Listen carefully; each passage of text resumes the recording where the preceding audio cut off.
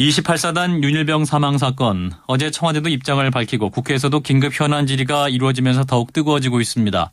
특히 국회 국방위에 출석했던 국방부 장관과 육군참모총장은 의원들의 거센 질타를 받았죠. 국방부 장관은 어제 대국민 사과 성명을 발표했고 살인죄로 공소장을 변경할 수 있는지 추가 수사를 하겠다, 이런 입장을 밝혔습니다. 과연 살인죄 적용 가능할까요? 오늘 국회 국방위원장 맡고 계신 새누리당 황진아 의원을 연결합니다. 의원님 안녕하십니까? 네, 안녕하십니까. 황진아 의원입니다. 위원장님께서는 윤일병 사망 사건에 대해서 군 출신으로서 창피해서 고개를 들 수가 없다, 이런 말씀을 하셨는데 특히 이번 사건의 어떤 부분에서 그런 걸 느끼셨나요?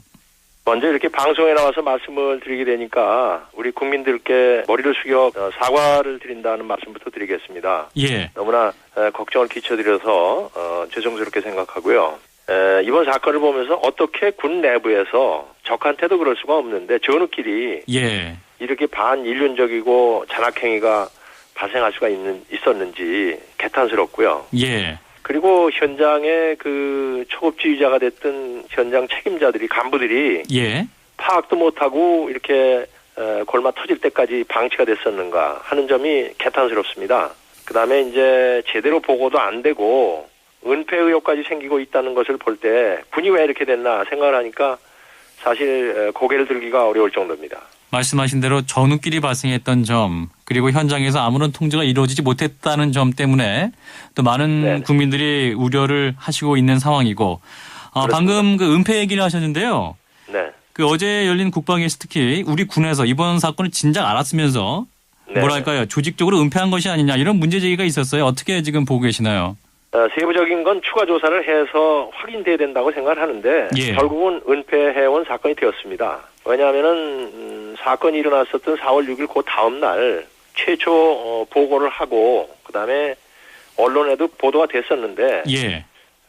그다음에 이제 세부적인 조사를 통해 가지고 이 병사가 왜 사망했다라고 하는 거를 알게 됐거든요. 예. 상습적인 폭행을 통해서 결국 그것이 사망에 이르게 되는 결과가 됐는데 그것은 초동 수사를 통해서도 나왔고 검찰 수사를 통해서도 나왔는데 예.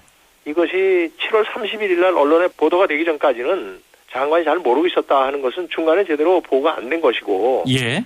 세부적인 보고가 안 됐다 이렇게 확인된 사항이기 때문에 예. 왜 어떻게 보고가 누락이 됐는지 은폐가 됐는지 이런 사항은 세부적으로 추가 수사를 해봐야 될 것이다 이렇게 생각이 됩니다. 예, 그러니까 위원장님 말씀은 이 정도 심각한 어떠한 구타라든지 어떤 사망 사건이라면 국방부 네. 장관까지도 신속히 보고가 됐어야 한다, 이렇게 보시는 거죠?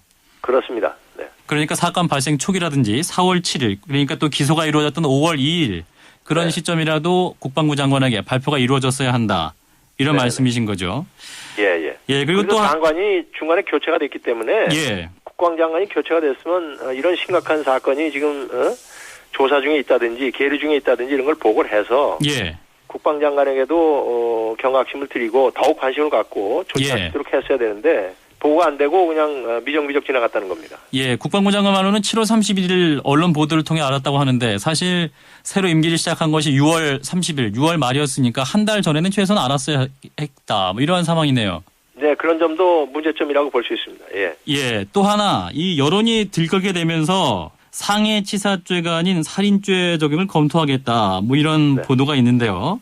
아마 이것을 최초에 조사할 때도 살인죄 적용을 하는 걸로 해서 수사를 시작했다라고 보고를 받았습니다. 예.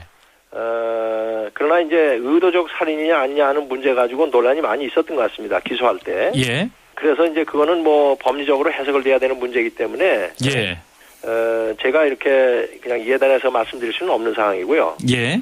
어쨌든 어제 국방위원회에서 추가 의혹 사항들을 여러 가지 제시를 했거든요. 예. 그렇기 때문에 이걸 조사를 해서 살인죄를 적용할 것인가 여부를 다시 검토를 하겠다고 그랬습니다. 예. 저는 이것은 법리적인 문제가 있기 때문에 제가 이 살인죄를 적용해야 한다 안 한다 이렇게 단언적으로 말씀드리기는 어렵고 예. 추가 의혹 사항까지 확인되고 난 다음에 조치가 이루어질 것으로 좀 기대를 하고 있습니다. 예. 추가 수사가 이루어졌을 때 고의성이 입증된다면 살인죄 네네. 적용이 가능할 것이다, 이런 전망이시죠? 네, 상당히 정황상 그럴 가능성은 높지만 예. 법리적인 해석을 무리하게 할 수는 없기 때문에 예. 제가 미리 말씀을 드리기가 어렵습니다. 예. 사법적인 판단은 더 기다려보고요. 네. 또 결국 문제는 책임을 누가 져야 할 것이냐 여기로 집중되고 있는데 자, 이번 사건에 대한 군 수뇌부의 문책 어느 정도 수준까지 이루어진다고 보십니까? 글쎄 이 문제도 상당히 관심이 되고 있습니다. 예. 일벌백계 해야 된다는 말씀은 저도 전적으로 동감을 하는데 예.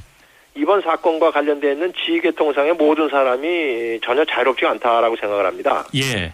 초동수사 이후에 어떤 내용으로 누구한테까지 어떻게 보고가 되는데 그 조치가 제대로 된 건지 안 된 건지 예. 이걸 확실하게 파악을 하고 난 다음에 문책이 이루어져야 된다 이렇게 생각을 하는데요. 예. 분명한 것은 지휘관을 막론하고 책임 있는 사람은 책임을 지고 일벌백계 해야 되겠다 이런 생각을 합니다. 예. 근데 야당에서는요. 그 사건 당시 국방장관이었던 김관진 현 청와대 안보실장의 책임도 있다 이런 주장이 있거든요. 그렇기 때문에 전 국방장관이었던 김관진 장관에게도 어떻게 보고가 됐는데 어떻게 조치를 했는지 이런 것을 확실하게 확인하고 난 다음에 책임을 물어야 된다 이렇게 생각하는 거죠 저는. 예. 그렇다면 보고를 받지 않았다면 책임은 없는 건가요? 아니 그거는 이제 책임진다라고 하는 내용상 실질적으로 어떻게 책임을 져야 되냐 하는 문제가 있기 때문에 그렇게 말씀을 드린 거죠. 예. 책임이야 왜 일반적으로 책임이 다 있는 거 아니겠습니까? 예. 그러니까 어떤 책임을 져야 되느냐 하는 문제에서 제가 말씀드린 거죠. 예. 그리고 여당 내에서도 책임론이 굉장히 강하게 나오고 있습니다. 이재호 의원의 경우도 그 소대장부터 육군 참모총장까지 모두 옷을 벗어야 한다 이러한 주장도 있는데요. 누구도 자유로 없다라고 드린 말씀이 바로 그건 말씀드린 건데 예. 그때 어떻게 보고가 됐고 왜 누락이 됐든지 아니면은 보고가 됐는데 조치가 잘못됐다든지 이걸 따져보고 예. 책임은 지되 어떤 책임을 질 건가까지 생각을 하면은 그건 확실한 조사를 통해서 확인되고 난 다음에 하는 게 맞다 이렇게 생각하는 거죠. 예. 일단은 사태 파악을 소상히 하고 네. 어떤 사실관계 확인이 된다면 그렇다면 사태까지 고려할 수도 있다 이런 입장이시죠? 그렇습니다. 책임이 있다면 면할 수가 없는 거죠. 예. 예. 그리고 청와대에서도 입장이 있었습니다. 어제 진상조사가 우선이라는 입장이 있었는데 오늘 대통령이 주재하는 국무회의가 열립니다. 그렇다면은 대통령이 또 직접 뭔가 말씀을 하실 수도 있다 이렇게 보시나요? 글쎄 저는 뭐 대통령께서 어떤 말씀을 하실지는 잘 모르겠습니다만은 예. 사태의 심각성 같은 걸 고려해서 또 무슨 말씀이 있지 않겠나 이런 생각도 해봅니다. 그 정의당에서는 대통령이 군 통수권자로서 또 국민에게 사과를 할 문제다 이런 입장도 있었거든요. 어떻게 보시나요? 그거는 제가 뭐 사과 말씀을 하는 게 좋겠다 안 하겠다 하는 건 뭐 제가 말씀드리기는 거북합니다. 그리고 어쨌든 간에 오늘 이것에서 심각성을 가지고 생각을 하시지 않겠나 이런 생각을 합니다. 예. 자, 국회 국방위원장 새누리당 황진아 의원 만나고 있는데요. 네. 자, 어제 군복을 벗어버리겠다는 각오로 대책을 사회한다 이런 말씀도 하셨는데 어떤 게 있을까요? 그러니까 어떻게 뭐 한마디로 요런 대책이 필요하다라고 간단하게 말씀드리기는 어려운 사항인데 예. 핵심적으로 제가 드렸던 말씀은 여기에 관련돼 있던 사람들 모두가 이건 내가 반드시 책임지겠다. 그리고 잘못된 부분에서 내가 군복을 벗겠다라는 생각을 하면서 대책을 세워야지. 예. 책임을 회피하려고 한다거나 예. 보신주의 입장을 가지고서 대책을 세워봐야 그거는 사상 누각이 되고 만다. 이제까지 있었던 여러 사례를 보면서 제가 그걸 지적한 것입니다. 그러니까는 반드시 이런 사건은 앞으로 있어서는 안 된다. 그런 대책을 거기에다 반영해야 된다. 저는 그런 말씀을 드린 겁니다. 일반적으로. 예. 국내 기강적인 측면을 말씀하신 것 같은데 어제 또 나온 내용 중에 네. 권호성 육군참모총장은 그 사병들의 휴대전화 국내 반입을 허용하는 문제도 긍정적으로 검토하겠다. 네. 이런 내용도 있었는데요. 가능할까요? 어제 나온 말씀 중에는 그건 검토를 하겠다고 그랬지만 그건 문제점도 같이 검토가 돼야 된다. 이렇게 얘기를 했습니다. 예. 그래서 군에서 제작한 그런 그 휴대전화, 개인 전화를 지급할 수 있도록 하는 걸 검토하겠다. 그렇게 됐습니다. 왜냐하면은, 일본 상용 그 개인 전화는 그 잘못 지급하다 보면은 부작용이 더 클 것을 염려하고 있었습니다. 예. 그냥 세부적으로는 검토해서 조치가 될 거로 보고 군에서 제작한 그런 전화기를 지급하는 방법을 검토하겠다. 이런 얘기가 있었던 거를 말씀드립니다. 예. 그러니까 휴대전화 부작용 같은 것을 염려한 뭐 그런 생각도 많으신 거죠? 그렇습니다. 예, 예. 왜냐하면은 지금 뭐 그 전화를 갖다가 선임자라고 그래서 상급자라고 그래가지고 계속 빌려서 막 쓴다든지 뭐 그러면 이 비용 문제라든지 뭐 등등 여러 가지 예상되는 그런 문제도 걱정이 되기 때문에 예. 군에서 지금 제작해서 지급할 수 있다라고 하는 걸 준다면 그런 문제는 대부분 풀릴 걸로 보여집니다. 예, 알겠습니다. 자, 현재 아들의 입대를 앞둔 부모님들 굉장히 또 걱정 많으시고 불안해하실 텐데요.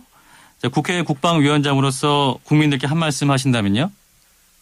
다시 한번 국민들에게 심려 끼쳐드려서 죄송스럽다는 말씀을 드리고요. 군이 환골탈태하고 절대로 부모님들이 걱정을 시키지 않는 군대가 될 수 있도록 최선의 노력을 다할 것입니다.